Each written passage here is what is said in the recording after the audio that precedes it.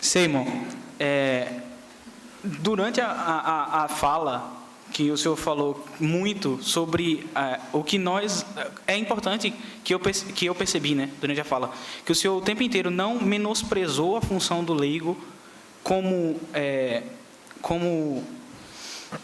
mantenedor da fé católica, porque esse evento é organizado por leigos, não tem um sacerdote aqui, por mais que nós tenhamos apoio de sacerdotes na organização e para continuarmos nisso, mas é um evento organizado por leigos, então o leigo ele também tem função de ensinar. Mas eu percebo muito que eu postei isso no Facebook um dia desse, o primeiro encantamento que um jovem católico, homem, sente é pelo sacerdócio. A primeira coisa que ele sente. Só que um jovem católico vai querer entrar no sacerdócio e entra pelas mãos de ATL, entra por intermédio de uma comunidade da renovação carismática e já entra contaminado com essa vontade, entendeu? Com esse pensamento errado, já entra contaminado.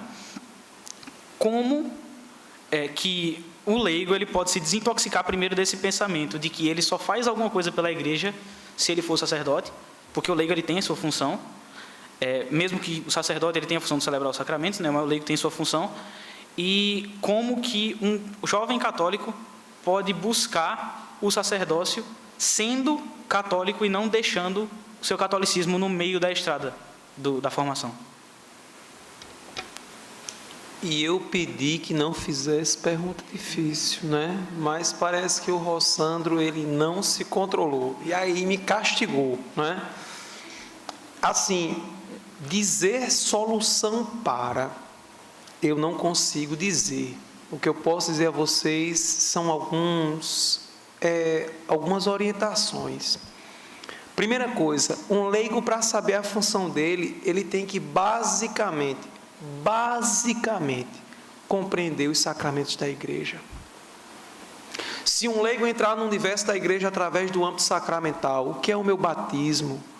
O que é a minha crisma? O que é a minha primeira comunhão? Qual é a função, veja, qual é a função digna na minha vida do arrependimento? Que tipo de arrependimento eu devo ter para com a minha confissão? Eu digo isso a você, Rossandro, por quê? Porque recentemente, alguns anos atrás, minha sogra tinha um sonho de visitar a Canção Nova, não é? E minha esposa era meio ressabiada, minha esposa muito racional, eu disse, não, é um sonho de sua mãe, vamos comprar a passagem e vamos para a Canção Nova, mesmo porque eu parto do seguinte pressuposto, para você falar, você tem que conhecer, para você falar, tem que saber, né? E a gente levou a Canção Nova, e eu ouvi uma palestra muito bonita do padre Eduardo Lara, não é? Ele é um padre autorizado pela Igreja Católica, a dimensão exorcista. Ele disse assim, agora, nesse exato momento eu vou falar os grandes eixos do exorcismo da Igreja Católica. O povo olhou e disse, pronto, vai vir uma fórmula mágica. Ele olhou para mim e fez, os sacramentos. Aí ele deu uma ministração sobre o sacramento. Ele não gritou, ele não rosnou, ele não jogou fogo, não lançou água, ninguém se convulsionou, ninguém saiu chorando. Ele falou sobre a grande libertação, a grande continuação, que são os sacramentos e sacramentais da igreja. Então, a gente encontra leigo hoje, Rossandro, e aí eu vou dizer a você, eu participo de um santuário, que é o de Mãe Rainha, e por que eu estou no santuário de Mãe Rainha? Porque o santuário de Mãe Rainha precisa de pessoas como eu.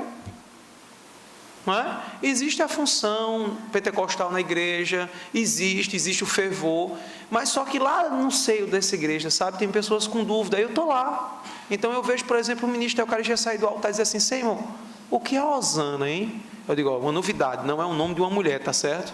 Tranquilo? E aí vou explicar para ele, é o santo de Deus, é a aclamação do santo. Aí ele fez, eu fiz, vamos aprender grego, bora. Sabe como é que diz Senhor em grego? Kyrios. Aí fez, eu não sabia não? Kyrie eleison. Aí ele, então, aí ele começa a encaixar as coisas, ele começa a dizer assim, meu Deus, é mesmo. Minha gente, deixa eu dizer uma coisa para vocês, sabe o que está faltando no povo católico? Feijão com arroz. Não faça teologia, não. Está faltando o feijão com arroz bem feito, nem carne. nem carne, só feijão com arroz. Então as pessoas chegam na pastoral da Crisma de adultos, sabe? E aí, claro, com um olhar de paciência e misericórdia para com as pessoas que vão chegando, elas não sabem. Elas não sabem o que é Maranata, elas não sabem por que Pai, Filho e Espírito Santo na missa, não é? Ok? Elas não sabem porque aquela música, em nome do Pai, em nome do Filho, em nome do Espírito, está errada. Você não clama a divindade 3 vezes, só clama em nome do Pai, Filho e Espírito Santo. Se você aclamar 3 vezes, teologicamente você aclamou 3 deuses, entrou no politeísmo. Mas ele nem sabe disso. Aí eu procuro não cantar. Ele começa através do encontro místico, sabe, Rossane? Aí quando o encontro místico que acontece com esse homem é bom, ele acaba abrindo o coração. Aí você vai e entra com a razão. Aí ele solidifica a sua fé. Você entende isso? Sabe quem olha só, sabe quem eu mais atendo hoje? Protestante, ex-protestantes lá no grupo. Por quê? Porque o evento que acontece lá na igreja, ele é muito fervoroso, muito pentecostal. Isso atrai protestantes. Aí os protestantes vão, se encantam. Aí começaram a frequentar a pastoral da Crisma de adultos, só que a pastoral da Crisma de adultos não é misticismo, é catequese. Na catequese a gente fundamenta. Quando eles começam a conversar com os protestantes, eles começam a atacar. Aí eles chegam para mim e fazem assim: sei, irmão, como é que eu ataco aquele cara? Eu digo: eu sei como é que você ataca aquele cara. Você vai fazer uma pergunta a ele: por que me atacas? Porque você usa a Bíblia da salvação para me condenar. Esse é o ataque que você deve fazer. O ataque da humildade, da sabedoria. É por isso que o padre pediu tanta humildade. É isso, sabe, Rossandro? Primeira fórmula para um bom católico se manter católico leigo, saber seu papel na igreja. E os movimentos têm crescido, o movimento de jovens tem crescido. Veja a quantidade de jovens numa discussão dessa aqui, né? Eu estou me sentindo um ancião. Você imita um ancião porque está com esse cabelo branco tingido aí pelos salões de beleza de uma pessoa, da sua genética intrínseca. Mas olha a juventude católica aqui presente, tentando aprender a ser católico. Isso é bonito. Agora, um padre, vamos lá, para um sacerdote, só existe uma fórmula, não é? E a fórmula, eu acho que eu li um pouco em Scott Hahn, né? Scott Hahn era um teólogo forte do protestantismo. E eu não tenho Scott Hahn como um prêmio. Entendeu? Tem gente que fala como um prêmio, né? Scott Hahn, aquele que era evangélico, que se tornou católico. Não, acho que a gente não deve começar por aí, sabe? Porque ninguém pode ser prêmio para nenhuma religião. Scott Hahn é um pastor protestante, muito sábio, e uma honestidade intelectual muito forte. E aí ele cometeu um pecado. Qual pecado? Ele foi ler a patrística. Ele foi para a escolástica. Ele queria entender ele queria entender os fundamentos da coisa. Aí ele desceu para a patrística, escolástica, os santos padres do deserto. Acabou. Quando ele termina o estudo dele, ele se catoliciza. Veja, e para ele foi difícil porque a vida profissional dele estava enraigada com a religião dele. Então deixar de ser cristão para ele era perder o trabalho. Era perder. A mesa foi batizada, eu batizei a mesa aqui, viu? Mas a água é do Poço Siloé, então vale. Então, olha só, o que eu quero dizer a vocês é que Scott Hahn, em certa medida, ele perdeu toda a sua vida profissional, mas ele foi um homem de fé, e aí ele se converteu ao cristianismo católico, depois sua esposa. Então, o que cabe a um padre hoje? Não fugir do alicerce, a leitura no alicerce. Tudo, depois que uma leitura é alicerçada no coração do seio da igreja, todo o resto pode vir, os ventos, os vendavais, as tempestades, e não lhe abalará. Por quê? Porque quando você lê a Santa Igreja no seu cerne, você não se transforma num grande jequitibá, numa grande árvore, não. Você se transforma num bambuzinho pequenininho. Sabe por quê? Porque quando vem as grandes tempestades, o jequitibá de 9 metros cai. O bambu não, ele enverga com o vento de 327 quilômetros, mas depois que o vento passa das teologias falsas, dos falsos ensinamentos, o bambu volta ao seu ponto central. Entende isso? A humildade de você inclusive desprezar. Maria foi uma das mulheres mais santas, não há nenhuma dúvida. Aliás, não foi uma das, mas Maria foi a mulher mais santa, indiscutivelmente, né, mãe. Não é mãe. Agora, por que mãe foi mãe? Mãe foi mãe porque ela não entendia nada, notou? E Maria guardava tudo no seu coração, coitada. Então, às vezes, quando o povo diz assim, sei, você vai ler TL, eu fiz, o quê? Não sei, sou Maria. Não me acrescenta, sabe? Então, eu deixo passar no meu coração e esquecer. Fiz prova TL, tive que ler Mariologia Social dos BOF, né? Botei o meu bofe para fora para poder entender aquilo ali, né? Imagina aí, naquele livro Mariologia Social, Maria como a revolucionária, a líder de um grande partido. Mas, claro, isso é o pensamento marxista que está em todas as dimensões dos pensamentos filosóficos, teológicos, científicos. Quem faz curso de medicina sabe que o CA de medicina, né? Eu não sei hoje, mas antigamente era praticamente marxista. O cara se formou balançando a bandeira de Che Guevara, lá na formatura que eu vi, da turma 2005.1. Eu estava lá, viu que viva Che, não é? Deus abençoe a ideologia dele. Mas não cabe, o catolicismo, ele não credula o ateísmo não credula o catolicismo. E a gente sabe que o comunismo bebe do seu, não é, ateísmo. Então, Sandro, feijão com arroz, essa é a fórmula. Sabe por quê? Porque um povo bem formado é um povo que entende uma linguagem simples, é falar simples para o povo. Olha, deixa eu explicar a diferença entre um gênio e um sábio.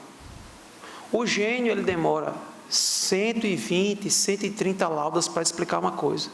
O sábio, numa frase, fala a mesma coisa para um cientista e uma mulher que está em casa cozinhando. Então, nós temos que procurar um dom de Deus, chamado sabedoria. Falarmos de coisas complexas, mas de maneira simples, para que possamos ajudar o catolicismo, não é? Dentro da nossa leiguice. Boa tarde, meu nome é Júlio Rafael. E eu queria saber o seguinte, teologicamente falando, nós temos grandes personalidades que estão na mídia católica que veem a renovação com bons olhos. Tem o padre Paulo Ricardo aqui no Brasil, o professor Felipe Aquino. Lá fora temos o padre Raniero Cantalamessa, assim como os 3 últimos padres, o papas e o atual.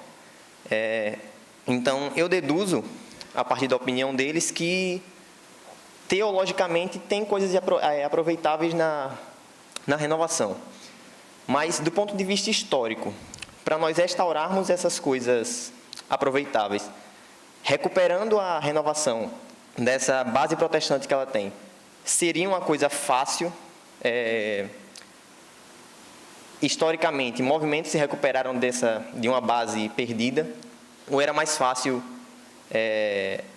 derrubar o que existe e recomeçar? E não era fácil as perguntas, não era? Meu Deus, por que me abandonastes?